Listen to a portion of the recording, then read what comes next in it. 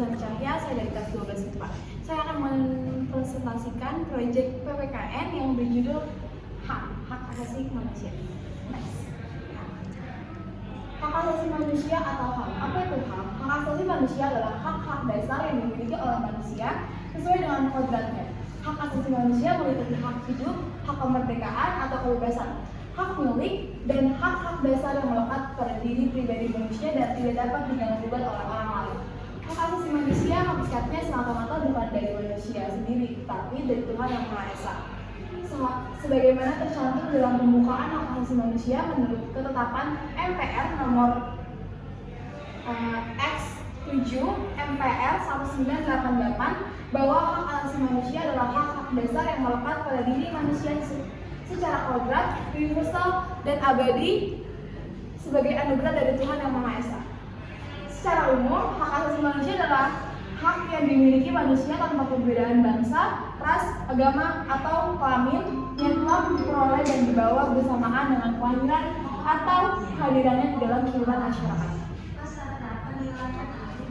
Menurut beberapa ahli, pertama dari Jan Mattheson, hak asasi manusia adalah hak-hak yang melekat pada setiap manusia yang tanpanya manusia mustahil dapat hidup sebagai manusia. Dari John Locke menyatakan bahwa hak asasi manusia adalah hak-hak yang diberikan langsung oleh Tuhan Yang Maha Esa sebagai hak yang kodrat. Berdasarkan beberapa pengertian di atas, diperoleh suatu kesimpulan bahwa HAM merupakan hak yang melekat pada diri manusia yang bersifat kodrat dan fundamental sebagai suatu anugerah Allah yang harus dihormati, dijaga, dan dilindungi oleh setiap individu. Berdasarkan rumusan HAM di atas, dapat ditarik kesimpulan tentang beberapa ciri pokok hakikat HAM, yaitu 1. HAM tidak perlu diberikan, dibeli, atau diwarisi. HAM adalah bagian dari manusia secara otomatis. 2.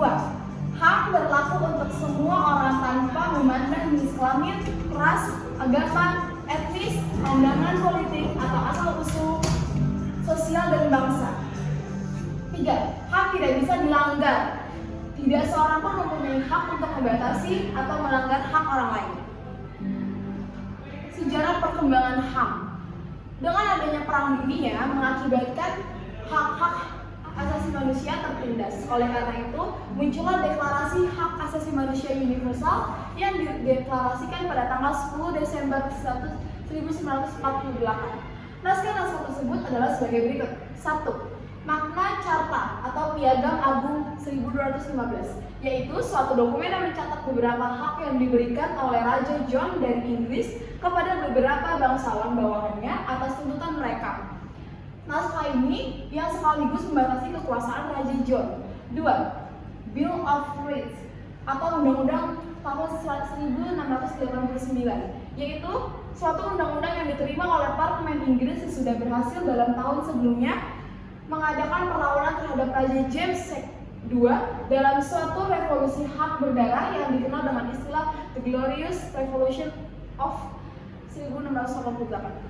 Ketiga, Declaration des Droits de l'Homme et du Citoyen atau pernyataan hak-hak manusia dan warga negara, yaitu suatu naskah yang dicetuskan pada permulaan Revolusi Prancis sebagai perlawanan terhadap kewenangan rezim lama. Keempat, Bill of Rights atau Undang-Undang Hak, yaitu suatu naskah yang disusun oleh rakyat Amerika pada tahun 1799 dan kemudian menjadi bagian dari Undang-Undang Dasar tahun 1791. Bagaimana dengan pelaksanaan HAM di Indonesia? PBB memperaksai berdirinya sebuah komisi HAM untuk pertama kali yang diberi nama Commission of Human Rights pada tahun 1946. Komisi inilah yang menetapkan secara terperinci hak-hak yang manusia disampingkan dengan hak politik, yaitu hak ekonomi dan sosial, meliputi 1. Hak hidup, kebebasan, dan keamanan pribadi. 2.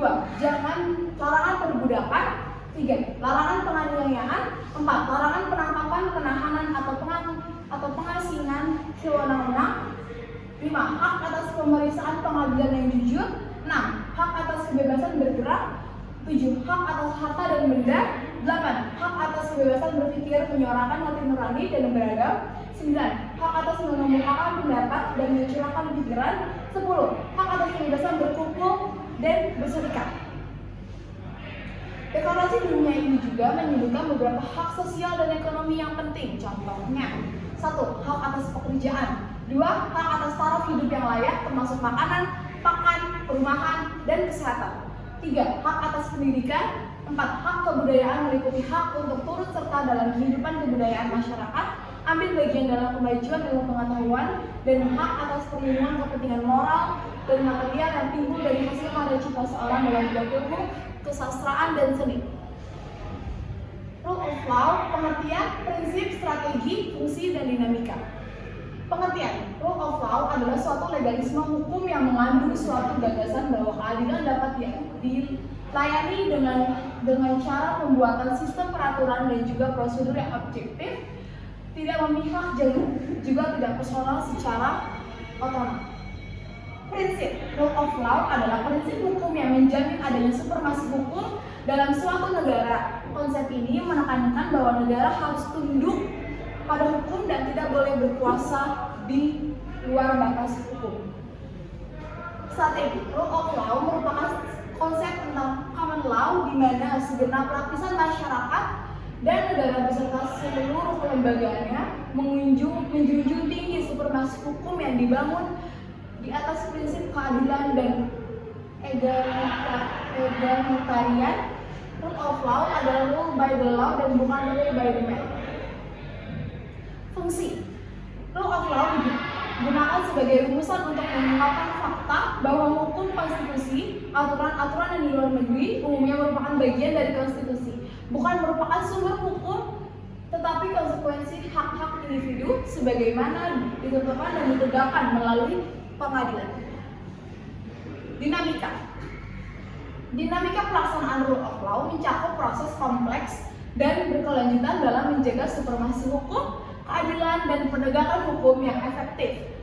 Ini melibatkan interaksi antara institusi-institusi hukum, pemerintah, masyarakat sipil, dan individu. Hal-hal yang mempengaruhi dinamika tersebut termasuk perubahan politik, pergeseran budaya, perkembangan teknologi, serta isu-isu sosial dan ekonomi yang berkembang. Dalam konteks yang berbeda, interpretasi dan implementasi rule of law juga dapat berubah sesuai dengan kondisi lokal, kebijakan pemerintah, dan dinamika sosial. Pentingnya rule of law dalam memastikan kedamaian, keadilan, dan kebebasan di masyarakat membuatnya menjadi fokus utama perhatian dalam berbagai konteks dalam wilayah. Sekian dan terima kasih dari saya. Assalamualaikum warahmatullahi wabarakatuh.